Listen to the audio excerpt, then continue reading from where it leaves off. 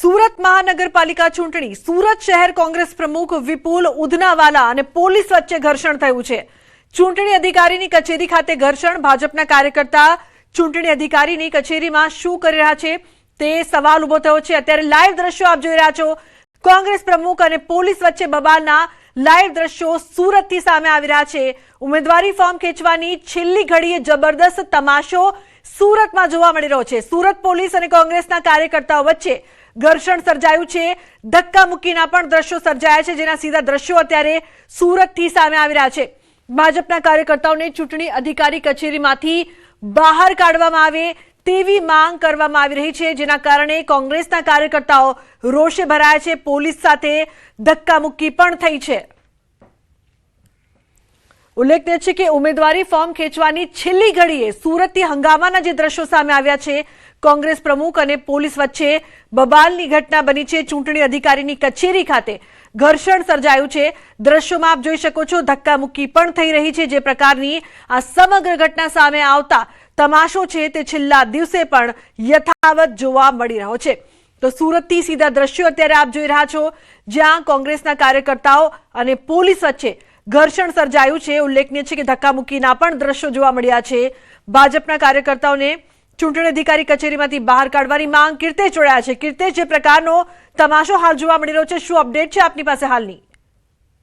બિલકુલ લુગના સ્થાનિક સ્વરાજની ચૂંટણીમાં ફોર્મ ખેંચવાનો છેલ્લો દિવસ હતો અને જે પ્રકારે કોંગ્રેસને જાણકારી મળી હતી કે વોર્ડ નંબર 1 ના બોની પટેલ નામનો જે કોંગ્રેસનો ઉમેદવાર છે તેને ભાજપના કેટલાક વ્યક્તિઓ લઈને આવ્યા છે અને ચૂંટણી પંચની ઓફિસમાં તેનું ફોર્મ પરત ખેંચાવી રહ્યા છે, જેને લઈને કોંગ્રેસ શહેર પ્રમુખ વિપુલ ઉધનાવાલા પોતાની ટીમ સાથે પહોંચી ગયા હતા। પોલીસ દ્વારા તેમને અંદર ના જવા દેવાને લઈને બહાર ઘર્ષણના દ્રશ્યો સામે આવ્યા હતા। થોડી વાર પછી બોની પટેલ પણ બહાર આવ્યા હતા અને પિક્ચર ક્લિયર થઈ ગયું છે કે બોની પટેલે કોંગ્રેસમાંથી પોતાનો ઉમેદવારી ખેંચી લીધી છે, જેને લઈને કહી શકાય કે કોંગ્રેસના જે કાર્યકર્તાઓમાં છે તેમાં રોષ જોવા મળી રહ્યો છે અને બોની પટેલ જે રીતે બહાર નીકળ્યા એટલે પોલીસ પ્રોટેક્શનમાં તેમને કલેક્ટર ઓફિસથી લઈ જવામાં આવ્યા હતા। એટલે કે ચૂંટણી આવતાની સાથે કોંગ્રેસમાં રહેલા યુવાનો ટિકિટ માટે દોડે છે અને ટિકિટ મળ્યા બાદ આ પ્રકારની ગદ્દારી કરે છે, એટલે ગદ્દારના સિમ્બોલ સાથે કોંગ્રેસના કાર્યકર્તાઓ મારવાનો પ્રયાસ કર્યો હતો, જો કે પોલીસે તેમને કોર્ડન કરી અહીંથી બહાર લઈ ગયા હતા। ખાસ કરીને જે પ્રકારની આ ઘટના છે, ચોક્કસ સ્થાનિક સ્વરાજની ચૂંટણીમાં કહી શકાય કે ફોર્મ ભર્યા બાદ આજે ફોર્મ પરત ખેંચવાના સમયે જે દ્રશ્યો સામે આવ્યા હતા તે ખૂબ જ ચોંકાવનારા હતા અને સ્થાનિક સ્વરાજનો સાચો રંગ આજે જોવા મળ્યો હતો। કારણ કે ચૂંટણી પ્રચારમાં, કારણ કે સુરત એક એવી જગ્યા છે કે જે રાજકારણનું એપી સેન્ટર બન્યું છે। સુરત કોંગ્રેસ અને આપ ત્રિપાક્ષીય જંગ છે, તેની વચ્ચે આજની આજે ફોર્મ ખેંચવાનો દિવસ હતો, ત્યારે કોંગ્રેસના વોર્ડ નંબર 1 ના બોની પટેલે ફોર્મ ખેંચતા કહી શકાય છે કે સીધું જંગ હવે અમરોલી વિસ્તાર કે જે વોર્ડ નંબર 1 નો વિસ્તાર છે, ત્યાં ભાજપ અને આપ સામેનો સીધો જંગ જોવા મળશે। બિલકુલ, આપ જોડાયેલા રહેશો કીર્તેશ। જે પ્રકારથી આ સમગ્ર ઘટના સામે આવી છે, લાઈવ દ્રશ્યો અત્યારે આપ જોઈ રહ્યા છો ચૂંટણી અધિકારીની કચેરી ખાતેથી। જે પ્રકારથી અહીંયા ઘર્ષણ સર્જાયું છે, ઉમેદવારી ફોર્મ ખેંચવાની છેલ્લી ઘડીએ બબાલ। તો વોર્ડ નંબર 1 માં કીર્તેશ, જે ફોર્મને લઈને ઘમાસાણ હતી, શું ફોર્મ પરત ખેંચવામાં આવ્યું છે ખરું? જી કીર્તેશ।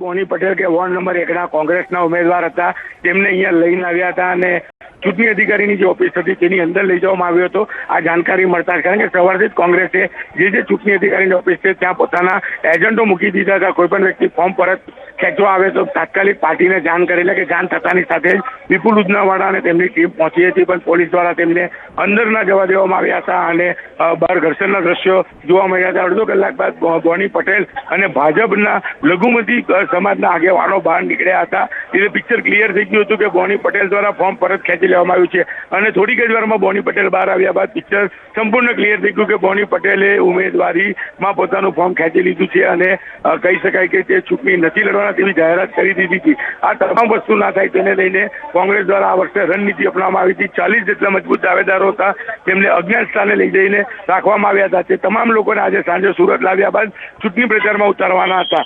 એટલે કોંગ્રેસ દ્વારા તમામ પ્રકારના પ્રયાસો કરવા છતાં પણ વોર્ડ નંબર 1 ના ઉમેદવાર બોની પટેલે પોતાનું ફોર્મ પરત ખેંચી લીધું છે। બિલકુલ કીર્તેશ, જે પ્રકારથી ઘણા બધા પ્રયાસો થયા અને પ્રયાસો બાદ પણ બોની પટેલે પોતાનું ફોર્મ પરત ખેંચ્યું છે અને તેના કારણે ક્યાંક ને ક્યાંક કોંગ્રેસમાં પણ રોષ જોવા મળી રહ્યો છે। હાલની સ્થિતિની જો વાત કરીએ તો શું પરિસ્થિતિ છે હાલ?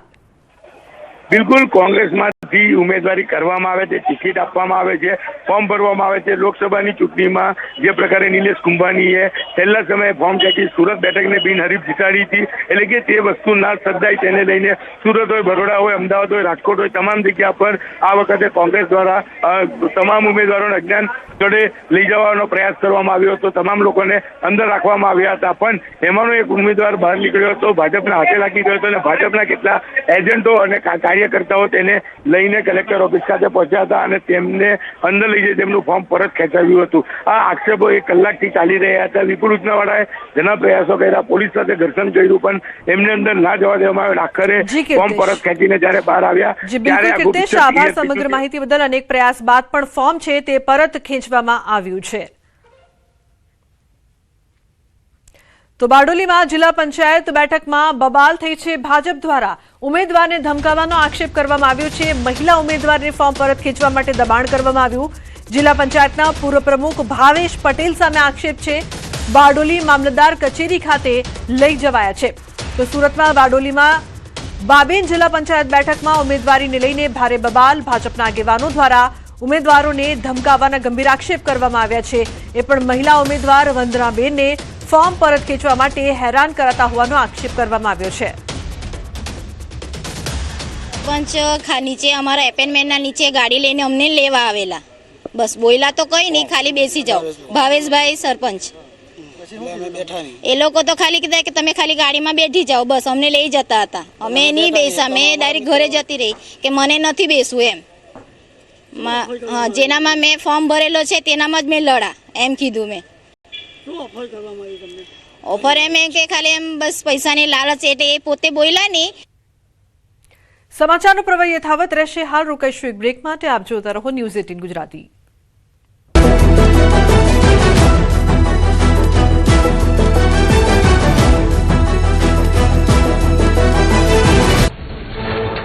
વડોદરામાં જનતાનો મિજાજ ગરમ. વોર્ડ નંબર 12માં પ્રચારમાં નીકળેલા ઉમેદવારને જનતાએ પાણીચું પકડાવ્યું. ગટરના પ્રશ્ને રોષે ભરાયેલા વડોદરાવાસીઓએ ભાજપના નેતાઓને ખખડાવ્યા. વોટ માંગવા આવવું નહીં કહીને કાઢી મૂક્યા. વડોદરાના વોર્ડ નંબર 7માં મતદારોએ લીધો ભાજપના ઉમેદવાર શ્વેતા ચૌહાણનો ઉધડો. માત્ર સોશિયલ મીડિયા ઇન્ફ્લુએન્સર ગણાવી સ્થાનિકોએ વોટ માંગવા ન આવવાનું કહી નોંધાવ્યો વિરોધ. યોગ્ય ઉમેદવારની માંગ સાથે કર્યા સૂત્રોચ્ચાર. સુરેન્દ્રનગરમાં તંત્રના પોકળ વાયદાથી કંટાળી જનતા. પીવાનું પાણી, સફાઈ અને ગટર મુદ્દે વોર્ડ નંબર 5ના રહીશોમાં તંત્ર સામે પ્રચંડ રોષ. રહીશોએ આપી ચૂંટણીના બહિષ્કારની ચીમકી. વડોદરામાં વોર્ડ નંબર 8ના ગોરવા ગામમાં ભાજપ ઉમેદવારોનો વિરોધ. વિસ્તારમાં પીવાના પાણી, વરસાદી પાણી ભરાવવાની સમસ્યાઓનું નિરાકરણ ન આવતા ઠાલવ્યો આક્રોશ. મતદારોનો રોષ પારખી ધારાસભ્ય સહિત ઉમેદવારોએ ચાલતી પકડી. મોરબીના વોર્ડ નંબર 6માં ભાજપના નેતાઓને પ્રચાર માટે ન આવવા લાગ્યા પોસ્ટર. વિસ્તારના લોકોને નજરઅંદાજ કરવામાં આવતા હોવાનો આક્ષેપ. ભાજપના નેતાઓ અને આગેવાનોને પ્રવેશબંધી કરતા લગાવાયા પોસ્ટર. ડાંગના સુબીર તાલુકાના નિશાણા ગામના લોકોએ કર્યો ચૂંટણી બહિષ્કાર. ગામમાં પાકા રસ્તા, પાણી સહિતની મૂળભૂત સુવિધાઓના અભાવને લઈ ગ્રામજનોમાં રોષ. હર ઘર નલ અને નલ સે જલ જેવી યોજનાઓ માત્ર કાગળ પર હોવાના આક્ષેપ. ખંભાત શહેરમાં પાયાની સુવિધાઓના અભાવને લઈને સ્થાનિકોમાં ફરિયાદો. પીવાનું શુદ્ધ પાણી, સ્ટ્રીટ લાઇન, ટ્રાફિક સહિતની સમસ્યાઓનો ઉકેલ ન આવતા નારાજગી. 30 વર્ષથી ભાજપનું શાસન છતાં સુવિધા ન મળતા મતદારોમાં રોષ. વડોદરાના વોર્ડ નંબર 15માં કોંગ્રેસનો વિરોધ. વાઘોડિયા રોડ પર રણછોડ પાર્ક સોસાયટીમાં રહીશોએ લગાવ્યા બેનર. રામભક્ત સોસાયટીમાં કોંગ્રેસના નેતાઓ કાર્યકરોને પ્રવેશબંધીના લાગ્યા નારા. વડોદરા કોર્પોરેશનની ચૂંટણીમાં કોંગ્રેસ ઉમેદવારોના ડખા. વોર્ડ 1ના કોંગ્રેસના 2 ઉમેદવારો અપક્ષ ઉમેદવાર સાથે દેખાતા મચી ગયો હડકંપ. ઉમેદવાર સોના દેસાઈ, પુષ્પા વાઘેલાએ પેનલ તોડી હોવાની ચર્ચાએ પકડ્યું છે. અપક્ષ ઉમેદવાર હરીશ પટેલ સાથે જોવા મળ્યા કોંગ્રેસ ઉમેદવાર. મતદાન પહેલા જ કોંગ્રેસમાં ભયંકર આંતરિક ડખાની ચર્ચા. પુષ્પાબેન વાઘેલાએ કરી સ્પષ્ટતા, બાબા સાહેબની રેલીમાં જોડાયા, પ્રચાર માટે નહીં. વલસાડમાં આપના ઉમેદવાર